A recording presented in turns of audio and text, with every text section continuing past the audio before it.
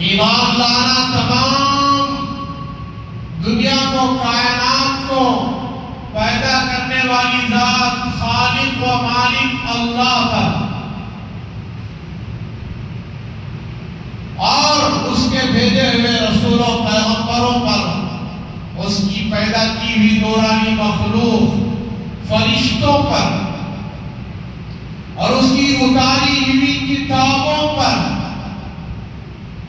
اچھی اور بری تقدیر پر، اچھے حالات یا برے حالات، یہ سب اللہ کی طرف سے طے ہیں۔ اور بعض بعد الموت، مرنے کے بعد دوبارہ زندہ ہونا، اس پر ایمان لانا، یہ 7 چیزیں ہیں۔ دوبارہ زندہ ہونا کیوں؟ کیونکہ قیامت کا دن ہے، حساب و کتاب کا دن ہے، بدلے کا دن ہے۔ مرنے کے بعد دوبارہ جب اٹھایا جائے گا تو ہر ایک عمل کا حساب اللہ کے دربار میں مجھے اور آپ کو دینا ہوگا۔ ہر اچھے عمل کا حساب دینا ہوگا، ہر برے عمل کا حساب دینا ہوگا۔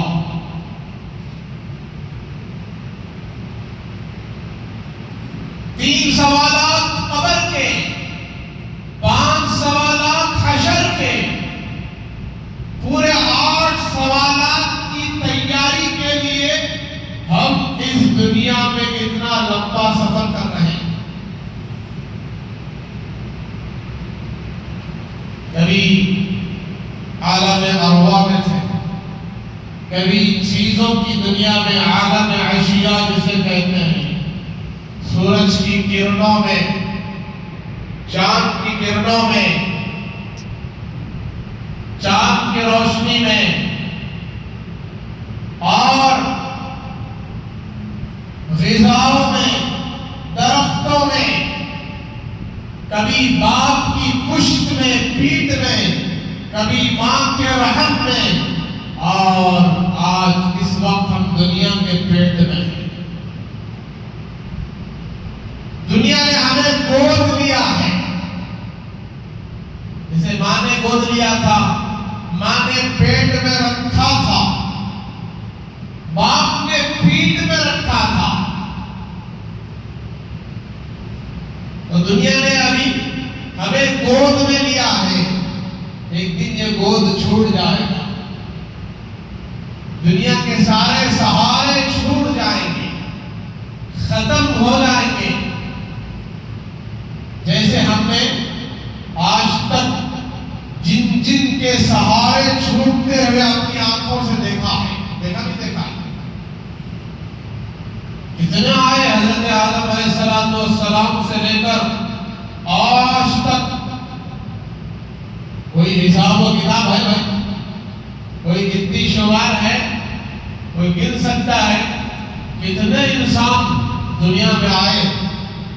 اللہ کے پاس اس کا حساب ہے، اس کی گنتی شمار ہے، ہمارے پاس نہیں ہے۔ تو سب کے سہارے چھوٹ گئے، دنیا نے ان کو چھوڑ دیا، وہ دنیا سے زمین کے پیٹ میں چلے گئے، زمین کے پیٹ میں چلے گئے۔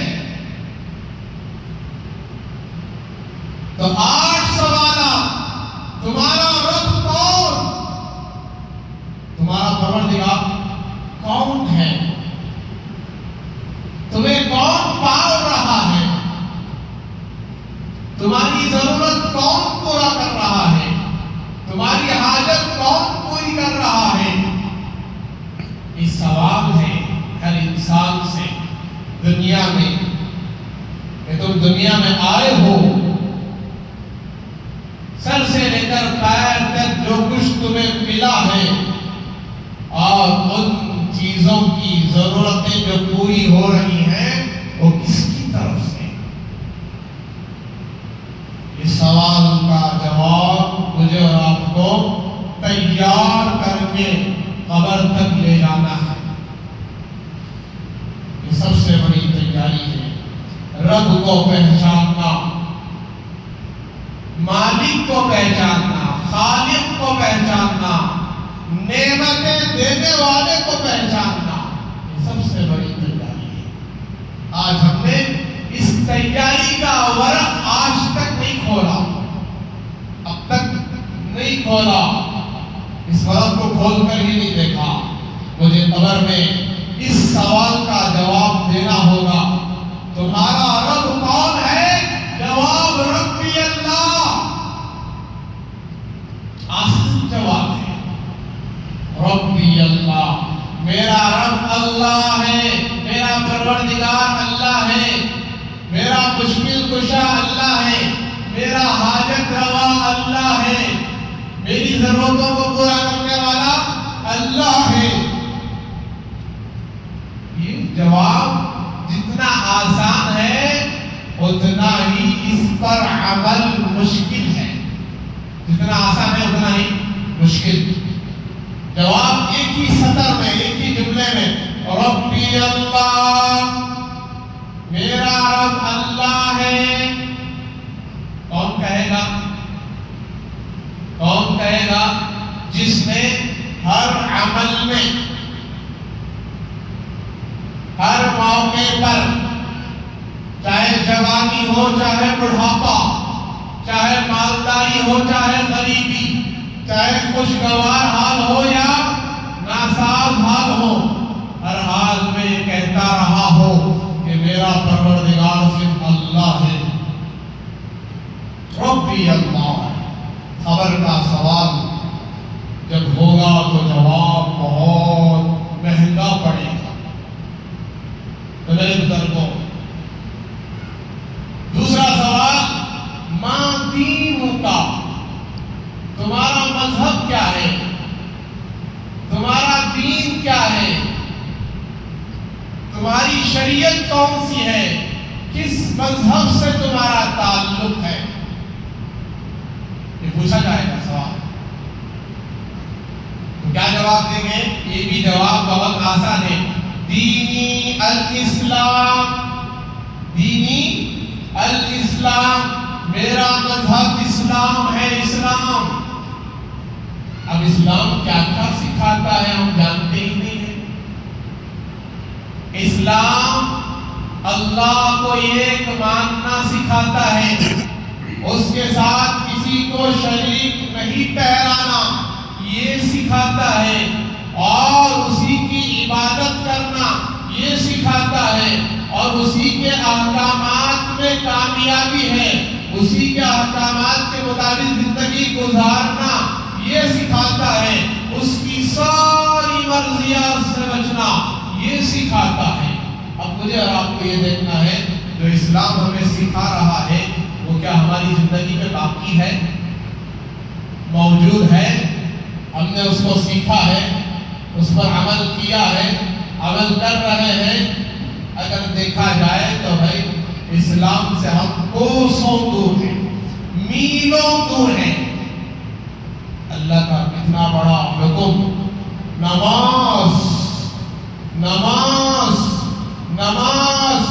سرکار مدینہ جناب محمد رسول اللہ صلی اللہ علیہ وسلم نے دنیا سے تشریف لے جاتے وقت کہا، میری امت نماز، میری امت نماز، نماز نہ چھوڑنا، الصلاۃ، الصلاۃ، نماز نہ چھوڑنا۔ کتنی امت کے کتنے افراد اس نماز کو پکڑے ہوئے ہیں؟ آقا نے کہا نہیں چھوڑنا، اب کتنے پکڑے ہوئے؟ نہیں چھوڑنے کا مطلب کیا؟ پکڑنا، نماز کو پکڑ لینا۔ الصلاۃ، کتنے پکڑے ہیں؟ نماز اللہ کا کتنا بڑا حکم، قرآن میں جگہ جگہ اللہ کا حکم، بیان، پیغام، اقیموا الصلاۃ وآتوا الزکاۃ، نماز قائم کرو اور زکوٰۃ ادا کرو، زکوٰۃ دیتے رہو۔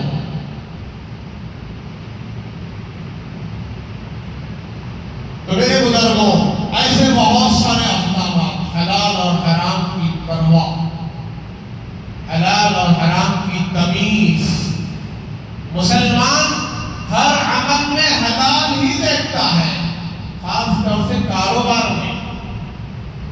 تجارت میں، بزنس میں. ایک طرف میرے بھائیوں 10,000 روپے نفع میں آ رہے ہیں، ایک طرف 1,000 روپے آ رہے ہیں.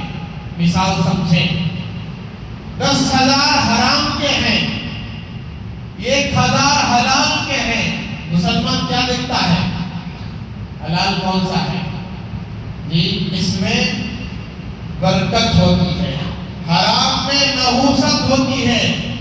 10,000 آپ لے لیں گے، میں لے لوں گا، رقم بڑی ہے 1,000 کے مقابلے میں، لیکن 10,000 اتنی بڑی نحوست ہے، وہ حرام کی نحوست 10,000 1,00,000 کی گرفتاری پیدا کرے گی.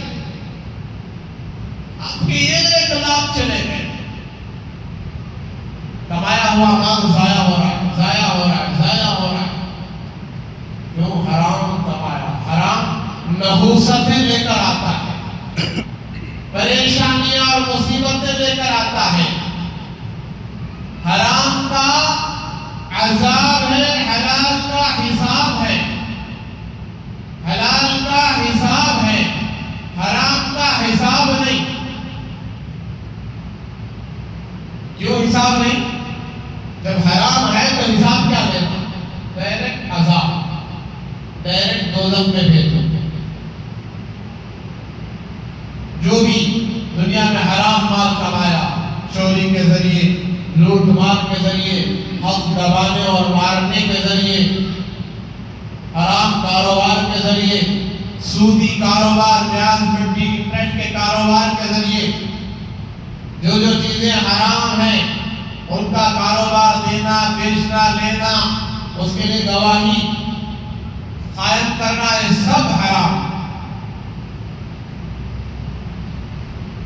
تو اسلام میں سکھاتا ہے. نبیوں کی تعلیم، پیغمبروں کی تعلیم، رسولوں کی تعلیم کیا تھی، اس پر عمل کتنا ہے. اور ہمارے نبی حضرت محمد رسول اللہ صلی اللہ علیہ وسلم کو جو قرآن اترا، قرآن جو سکھا رہا آپ کی تعلیم ماضی ہوگا. من نبیک، اللہ نے دنیا میں سوالات نبی بھیجے. موسیٰ علیہ السلام آئے، ان کی وہ قوم. ابراہیم علیہ السلام آئے، ان کی وہ قوم. داؤد علیہ السلام آئے، ان کی وہ قوم. عیسیٰ علیہ السلام آئے، ان کی وہ قوم. جی حضرت محمد رسول اللہ صلی اللہ علیہ وسلم تشریف لائے، یہ ان کی قوم ہے، یہ امت ہے. امت کس کی امت ہے؟ محمد رسول اللہ صلی اللہ علیہ وسلم کی امت ہے. اسے پوچھا جائے گا من نبیک، تمہارے نبی کون ہے؟ چہرہ دکھا کے پوچھا جائے، تصویر. آپ کا چہرہ مبارک، نورانی چہرہ، پاکیزہ چہرہ، انوارات و برکتوں والا پاکیزہ چہرہ دکھا کر پوچھا جائے گا آپ ان کو پہچانتے ہیں؟ دیکھو ذرا یہ کون ہے. قبر میں ہر مسلمان کی قبر میں دکھا کر پوچھا جائے گا. تو مسلمان یا تو ہاں کہے گا یا تو نہ کہے گا. غیر نہیں بھائی، بے ایمان نہیں. اس غلط فہمی سے نکلو. بے ایمان جسے ہم کافر کہتے ہیں وہ نہیں، اس کو پوچھنے کا سوال ہی نہیں. اس کو پوچھیں گے بھی، مسلمان کو پوچھیں گے ان کو جانتے ہو، اور مسلمان یا تو ہاں یا تو نہ. اتنی بڑی محرومی کی بات ہے اگر مسلمان یہ کہہ دے کہ میں اس شخصیت کو نہیں جانتا، کائنات کے امام کو نہیں جانتا، سید الانبیاء کو نہیں جانتا، ساقی کوثر کو نہیں جانتا، شافی محشر کو نہیں جانتا، وجہ کائنات کو نہیں جانتا، جن کے صدقے میں کائنات بنائی گئی ان کو نہیں جانتا، جن کے طریقوں میں نجات ہے، کامیابی ہے، عزتیں ہیں، برکتیں ہیں، ان کو نہیں جانتا. اتنی بڑی ذلت کی بات ہے.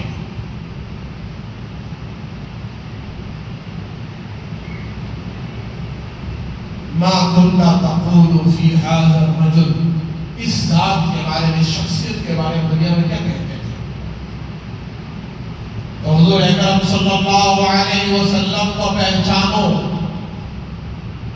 وہ کتنے بڑے نبی، کیسے پاکیزہ نبی، جن کی راتیں، جن کے دن امت کے غم میں گزر گئی، جن کی زندگی امت کے درد و غم میں، امت کو سمجھانے میں، امت کو سیدھے راستے پر لانے میں گزر گئی۔ امت امت امت، کیسی وفاداری کی ہمارے نبی نے ہمارے ساتھ، اور ہم نے کیسی بے وفائی کی۔ ان کا طریقہ ہی نہیں معلوم، ان کا چہرہ، ان کا مہرہ، ان کا لباس، ان کا سر، ان کے سر سے لے کر پیر تک کا چال ڈھال طریقہ کیا تھا، مسلمان کو معلوم نہیں ہے۔ معلوم کریں، معلوم کریں، معلوم کریں۔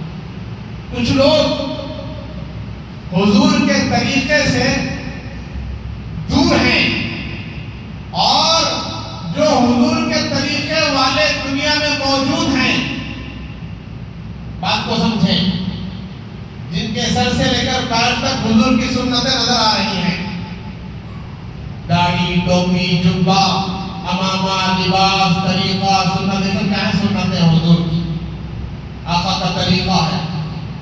کچھ لوگ صاف فتویٰ دیتے ہیں، کب دیتے ہیں؟ کوئی داڑھی رکھ کر برا کام کرے، داڑھی رکھ کر چوری کرے، داڑھی رکھ کر دھوکہ دے، داڑھی رکھ کر جو ہے غلط سلط حرکتیں کرے، کہتے ہیں دیکھو جی داڑھی والے ایسے لوگ ہیں، ٹوپی والے ایسے لوگ ہیں، دیکھو داڑھی رکھ کر کیسا کام کرے۔ میں کہیں کو نہیں رکھا تھا تو داڑھی والے ایسا ہوتے۔ یاد رکھنا، خدا کی عزت و جلالت کی قسم، جس کو دیکھ کر داڑھی نہ رکھنے کا فیصلہ ہم نے کیا ہے، داڑھی اس کے باپ کی نہیں ہے، داڑھی تو اس کائنات کے پاکیزہ امام، نبی، پیغمبر، رسول حضرت محمد رسول اللہ کی ہے۔ ان کے چہرے پر داڑھی تھی۔ اب ذرا دیکھ کر بتاؤ، حضرت محمد رسول اللہ صلی اللہ علیہ وسلم نے اپنی پوری زندگی میں، حیات میں کوئی الٹا سیدھا کام کیے ہیں؟ کوئی غلط کام، کوئی بیکار کام، کوئی ایسی ویسی حرکت کیے ہیں بھائی؟ کسی کی غیبت، کسی کی چاڑی چغلی، کبھی جھوٹ بولے ہیں، کبھی کسی کو دھوکہ دیے ہیں، تو اب داڑھی کسے دیکھ کر اپنا سو بولو؟ میں بولو نا بھائی، اس کائنات کے امام کو دیکھ کر،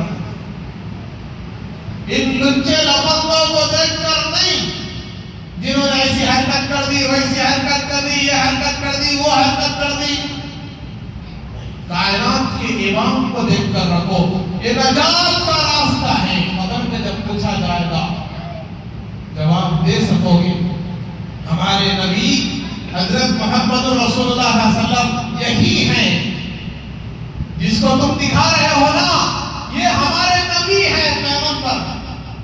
رائٹ آنسر، بہترین جواب ہے، صحیح جواب۔ ڈالو جی بچھانا، ڈالو جنت کا، اوڑھنا بچھاؤ، جنت کی کھڑکیاں کھول دو اس کے لیے، اور اس کی نظر جہاں تک جا رہی ہے وہاں تک قبر کو کھول دو، تاکہ اس بندے کو تکلیف نہ ہو، گرمی، پریشانی، مصیبت نہ ہو، خوشبوئیں، ہوائیں جنت کی چلتی رہے، جنت کے نظارے دیکھتے ہوئے یہ قبر میں سو جائے۔ سوال و جواب دے دیا اس نے، اب قیامت تک آرام سے سوتا ہے۔ تو یہ میرے بزرگوں طریقے اپنائیں۔ میں عرض کر رہا تھا، وہ 7 خوش نصیب حضرات جن کو اللہ عرش اعظم کا سایہ عطا فرمائیں گے، ایک امام عادل، انصاف کرنے والا بادشاہ، اور جو بھی ذمہ دار بڑے عہدے پر قائم ہے، فائز ہے، گزشتہ آپ نے سنا تفسیر، وہ انصاف کرے، اس کی طاقت کا اثر ناحق طور پر کسی تک نہ پہنچے، چھوٹا بھی بڑا بھی، کمزور بھی طاقتور بھی، غریب بھی پیسے والا بھی، سب اس کے انصاف کے دامن میں جی رہے ہیں، کسی پر ظلم و ستم نہیں۔ اور دوسرا وہ شخص میں نے بتایا وہ شاب نشا فی عبادت رب آقا کے جملے ہیں، جوانی کی عبادت، جوانی کی عبادت، جوانی کو بچا دو۔ جو جوان ہیں کب تک ہے جوانی؟ کسی نے کہا 30 سال تک، کسی نے کہا 35 سال تک، کسی نے کہا 40 سال تک۔ 40 سال کے بعد بھی جوانی باقی نہیں رہتی۔ 40 سال بڑھاپا کب شروع ہوتا ہے؟ کسی نے کہا 50 کے بعد، کسی نے کہا 60 کے بعد۔ کب بڑھاپا شروع ہوتا ہے؟ 60 کے بعد۔ پہلے ہاتھ تو اس جوانی کی حفاظت کرنا، جوانی کو عبادت میں لگانا۔ پورے جوان پہلی صف میں رہنا، فجر ہو، ظہر ہو، عصر ہو، مغرب ہو، عشاء ہو، کارنا بھائی جوانی کی عبادت۔ زبانوں پر ذکر آ جانا، اللہ کا شکر آ جانا، تمام جوانوں کی نظریں نیچے رہنا، حرام کی طرف نہیں اٹھنا، زبان سے جھوٹ نہیں نکلنا، کانوں سے غیبتیں نہیں سننا، دماغ سے غلط نہیں سوچنا۔ عبادت میں گزر گئی جوان میں، حرام کاری کی طرف نہیں گئے، بدکاری کی طرف نہیں گئے، نافرمانی کی طرف نہیں گئے، جوانی کو بچا دیا۔ وشاب نشا فی عبادت ربی، کیا ملے گا؟ عرش اعظم کا سایہ، جس دن اس سائے کے سوا کوئی سایہ نہیں ہوگا، ایسا سایہ ملے گا۔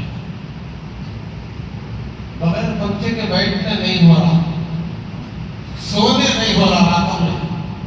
یہ کتنی دور ہے سورج بتایا 9 کروڑ 26 لاکھ میل دور دنیا سے، وہ دن سروں پر ہوگا، سوا مزے پر ہوگا، 1 میل کے فاصلے پر ہوگا، یہ ہو کر رہنے والا ہے۔ اذا وقعت الواقعہ، قرآن کہتا ہے جب واقعی ہونے والی چیز واقعی ہو کر رہے۔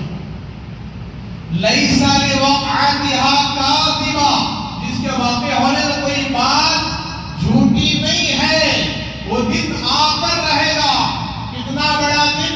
یاد رکھو گزشتہ بھی کہا فی یوم کان مقدارہ 50,000 سنہ، 50,000 سال کا ایک دن۔ جوانی کی حفاظت۔ اچھا، جن کی جوانی چلی گئی ان کے لیے بھی اللہ کے سچے حبیب نے فرمایا ہے، میں عرض کرنے جا رہا، اللہ کے سچے نبی علیہ السلام نے فرمایا وَرَجُلٌ قَلْبُهُ مُعَلَّقٌ بِالْمَسَاجِدِ۔ یہ سب کے لیے، جوان بھی آ گئے، بوڑھے بھی آ گئے، ادھیڑ عمر والے بھی آ گئے، 40 والے بھی آ گئے، 50 والے بھی آ گئے، 60 والے بھی آ گئے۔ کیا؟ وہ مرد، وہ آدمی جس کا دل مسجد میں اٹک جائے۔ اللہ اکبر کبیرہ، کتنی خوش نصیبی اور سعادت مندی کی بات ہے کہ مسجد میں جس کا دل اٹک گیا اسے بھی عرش کا سایہ مل رہا ہے۔ ہمارا دل کہاں اٹک کو ہے؟ بازار میں۔ کہاں اٹک کو ہے؟ بازار میں، موبائل میں، بریانی میں، پروگراموں میں، محفلوں میں، ویڈیوز میں۔ اللہ حفاظت کرے۔ اب جتنے بھی ہیں اس وقت اللہ حفاظت کرے، اللہ جس کو بچا لے وہ بچ گیا۔ ملک الموت آئے تو دیکھتی پہلے کیا دیکھتی؟ اس کی روح نکالنا، اس کا ٹائم ہو گیا ہے۔ دیکھے تو ہے روشنی ہے، اس کی روح آپ موبائل میں ہے، کہاں ہے؟ اور وہ کہاں سے نکالنا؟ موبائل سے نکالنا اس کی جان۔ کیا کہ 24 گھنٹے حضرت فیس بک میں ہیں، یوٹیوب میں ہیں، انسٹاگرام میں ہیں، ویڈیوز ریلز دیکھ رہے ہیں۔ اس کے بغیر ان کا دن نہیں گزر رہا ہے۔ بد نظری کی عادت، نافرمانی کی عادت، اللہ حفاظت کرے۔ بازاروں میں دل اٹک گیا ہے. فجر کی نماز پڑھ کر گئے, دل اٹک گیا ہے مسجد میں ظہر کو آنے کا دل. ظہر میں آنا ہے مجھے, پھر آنا ہی نہیں آنا ہے. ظہر پڑھ کر گئے, پھر مجھے عصر میں آنا ہے. عصر پڑھ کر گئے, پھر مغرب میں مجھے آنا ہے. مغرب پڑھ کر گئے, عشاء میں مجھے آنا ہے. عشاء پڑھ کر گئے, دل میں جی بات بیٹھ گئی ہے, دل مسجد میں اٹک گیا ہے, مجھے فجر میں پھر آنا ہے. اس بندے کو کل قیامت کے دن کیا ملے گا بھائی؟ عرش اعظم کا سایہ ملے گا. اس میں سب آتے ہیں, مرد بھی عورتیں بھی. مسجد کے معنی سجدہ کرنے کی جگہ. عورتیں کیا کرنا؟ مسجد کو آنا. جہاں ان کے سجدہ کرنے کی جگہ ہے, گھروں میں, کمروں میں, جی ایک جگہ مصلی کی طرح, وہاں عبادت کے لیے دل اٹک جائے پابندی کے ساتھ. جو مردوں کی جماعت کا وقت ہے, اسی وقت میں اگر عورتیں پابندی سے نماز پڑھتی ہیں, ان کو جماعت کی نماز کا ثواب ملے گا. اکیلے پڑھنے کے بعد بھی کیا ملے گا؟ جماعت کی نماز کا ثواب. شرط کیا؟ اذان کے ساتھ نمازی تیاری کرنا اور نماز کا اہتمام کرنا. نماز کو دیر سے تاخیر کر کے ابھی ٹائم ہے نا نہیں. ظہر 3 بجے پڑھ رہی, 3:30 بجے پڑھ رہی, ایسا نہیں, بلکہ وقت پر پڑھ لیں. کبھی کبھار سفر سے آ رہے ہیں, تاخیر ہو گئی, گنجائش ہے 4 بجے تک ظہر کی نماز پڑھ سکتے. بہت سارے تو اس غلط فہمی میں ہیں, جماعت کی نماز ہو گئی تو سمجھ جاتی نماز قضا ہو گئی. اکیلے پڑھنے کا انگلش نہیں ہے, کیا سمجھتی بولو؟ ہوگی نا نماز, اب کو سی نماز ظہر ہوگی. جماعت کے ساتھ ہوئے سو ابھی نماز کا وقت باقی ہے, آپ پڑھیں, اکیلے پڑھیں. فجر جماعت کی نماز ہو گئی, ابھی وقت ہے, سورج نکلنے سے پہلے پڑھ لیں 2 رکعت. ظہر عصر کا وقت شروع ہونے سے پہلے 4 رکعت ادا کر لیں. عصر جی سورج ڈوبنے سے پہلے, پھر مغرب عشاء کا وقت شروع ہونے سے پہلے تک وقت ہے. عشاء کا وقت تو پوری رات ہے. کیا ہے نمازی بننا آسان ہے مشکل ہے؟ جماعت کا ثواب تو بہت زیادہ ہے. مسلمان کی شان کیا؟ سوٹ بوٹ, کار, جی بلڈنگ, بنگلہ, مہینے کو 1 لاکھ روپے کمائی, یہ شان ہے کہ مسلمان کی؟ مسلمان کی آخری درجے کی شان, اس مسلمان سے کوئی نماز قضا نہیں ہوتی. کیا نہیں ہوتی؟ قضا نہیں ہوتی. رجل قلبه معلق بالمساجد. آج نیت کر کے جائیں, میرا دل مسجد میں اٹک جائے, مسجد میں اٹک جائے. دنیا کی ساری فکروں سے نکلے. ہماری دنیا اللہ نے بنا دیا ہے. کب بنایا معلوم؟ ہمیں ابھی پیدا بھی نہیں ہوئے تھے.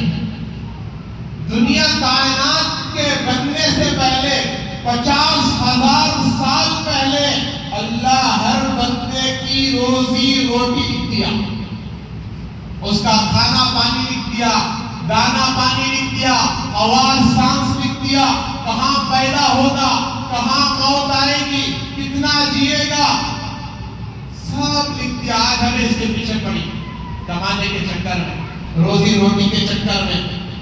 حلال کے لیے کوشش کرنا بے شک یہ ضروری ہے, عبادت ہے, لیکن اس کا مطلب یہ نہیں کہ روزی روٹی کے چکر میں نمازیں اڑا دی, اذان کو بھلا دیا, نماز کے لیے مسجد میں نہ آ سکے.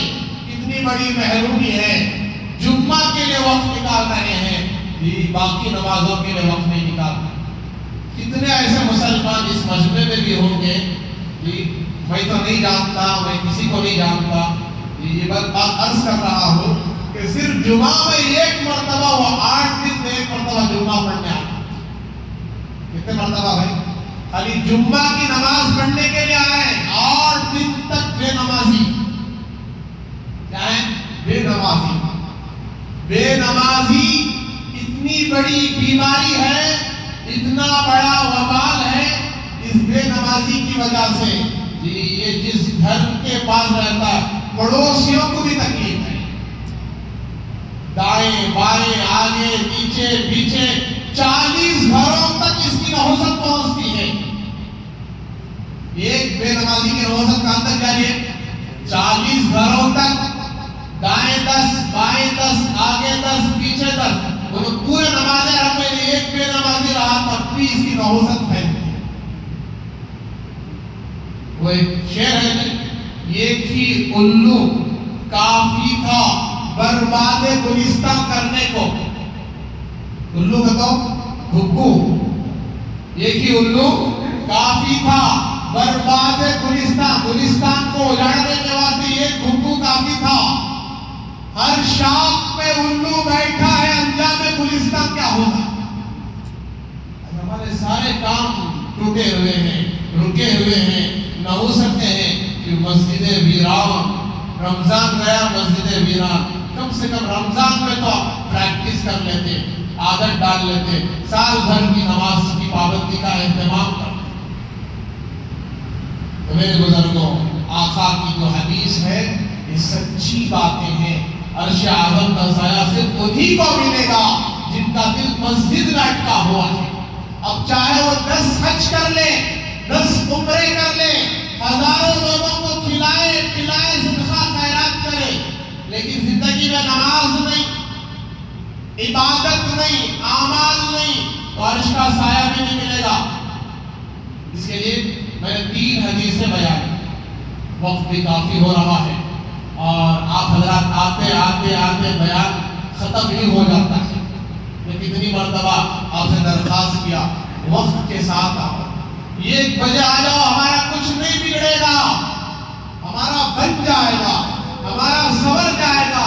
اللہ اور اس کے رسول کی بات سننے والے یہ خوش نصیب ہیں سعادت مند لوگ ہیں. مجلس کا اثر ہوتا ہے. ہفتے میں 1 مرتبہ بھی آدھا گھنٹہ پون گھنٹہ اللہ اور اس کے رسول کی بات سننے کا ہمیں بھی موقع ملنے کے باوجود ہم فائدہ نہ اٹھائیں اتنی بڑی بد نصیبی ہے. تو یہ رجل قلبہ معلق بالمساجد. اب دل کو ہمارے تابع کرنا ہے اور دل کو ہمارے مسجد کے حوالے کرنا ہے. اب جانا ہے جمعہ پڑھ کے جانا ہے نہیں جانا تقاضے نہیں جانا ہے. کاروبار ہے جانا ہے. بیوی بچوں کا تقاضا ہے جانا ہے. گھر کا مسئلہ ہے جانا ہے. کوئی نہ کوئی مسئلہ ہے کھانے پینے کا لیکن جانا کس لیے واپس آنے کے لیے. پھر اثر میں آنا اس کے لیے ہم جائیں. اثر کو آئے پھر مغرب کو آنے کے لیے جانا ہے. پھر مغرب عشاء. میرے بزرگوں روزی روٹی جیسے میں نے بتایا نا اللہ نے طے کر دیا. بس کوشش کرنا ہے. نماز کی برکت سے اللہ روزی کو آسان کر دیتے ہیں. برکت والی رحمت والی سکون والی اللہ روزی دیتے ہیں. اللہ کا وعدہ ہے جو نماز کی پابندی کرتا ہے اللہ اس کے رزق کو آسان کر دیتے ہیں. اس کے لیے جی مسجد والا بننا انصاف والا بننا ظلم نہیں کرنا کسی پر اور اپنی جوانی کی حفاظت کرنا. گناہوں سے نافرمانیوں سے حرام کاموں سے اپنے آپ کو بچانا ہے. یہ زندگی ختم ہونے والی آخری بات بتاتا ہوں. یہ زندگی ایک دن ختم ہو جائے گی. ہمیں موت آ کر رہے گی لیکن ایک بات یاد رکھنا موت مومن کے لیے بری چیز نہیں ہے. مومن کے لیے موت بری چیز نہیں ہے بلکہ تحفہ ہے. تحفہ الموت تحفۃ المؤمن. اس کا مومن کا تحفہ ہے. سب سے زیادہ ایک مومن کے دل میں اللہ کی محبت ہوتی ہے. جس کی محبت والذین آمنوا اشد حبا للہ. ایمان والے اللہ سے ٹوٹ کر محبت کرتے ہیں. قرآن کا ترجمہ والذین آمنوا اشد حبا للہ.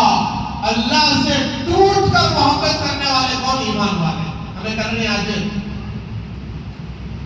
موت ایک راستہ ہے. الموت جسر یوصل الی الحبیب الحبیب. موت وہ محبوب کو محبوب سے ملاتی ہے. اللہ سے ملنا ہے تو مرنا پڑے گا. اللہ کو دیکھنا ہے تو مرنا پڑے گا. اللہ موت دے کر بندوں کو اپنے پاس بلاتے ہیں. اللہ کی طرف سے جب موت آتی ہے تو اس کے لیے تیار رہنا. اللہ سے ملاقات کا دن، موت کا دن،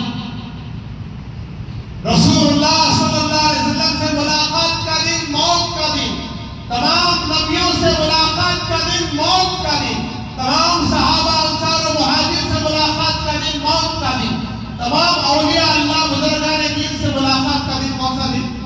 موت کا دن. بتاؤ کہ یہ موت کا دن اچھا دن ہے برا دن ہے؟ بولو بھائی. اس سے اچھا دن نہیں ہے. جس دن اللہ سے ملاقات ہو رہی ہو کیا وہ دن برا ہے؟ برا ہو سکتا ہے بھائی؟